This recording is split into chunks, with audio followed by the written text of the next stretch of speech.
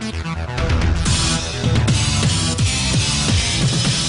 guys, how's it going? It's Jacob from The Latest Tech. In this video I have a diction test for you with the new iPad 3rd generation.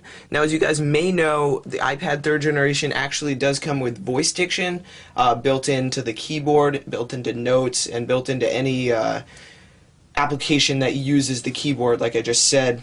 But it lacks Siri, and that was a big surprise for a lot of people. People were expecting this release, and a big part of this release, to be Siri to compete with the iPhone 4S, and we're just missing that on this version of the iPad.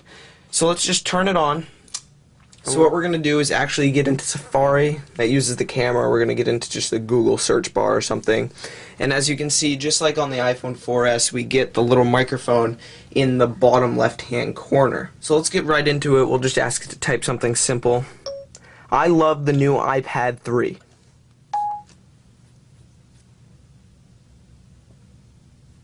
So let's delete that and ask it to try new something. Voice diction on the iPad 3 is a lot better on the iPhone 4S because it is an iPad and not a phone.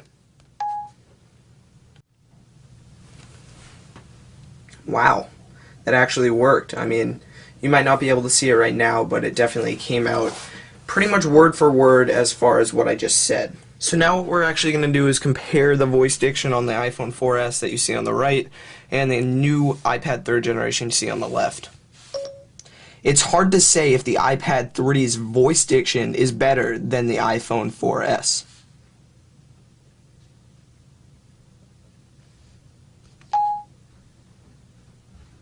So that's just about the same speed, so it's, like I just said, it's hard to say if the voice diction on the iPad 3rd generation is better than the 4S. So I want to thank you guys for watching. Remember to check out all my other videos regarding the iPad 3. Again, I want to thank you guys for watching, and I'll catch you next time.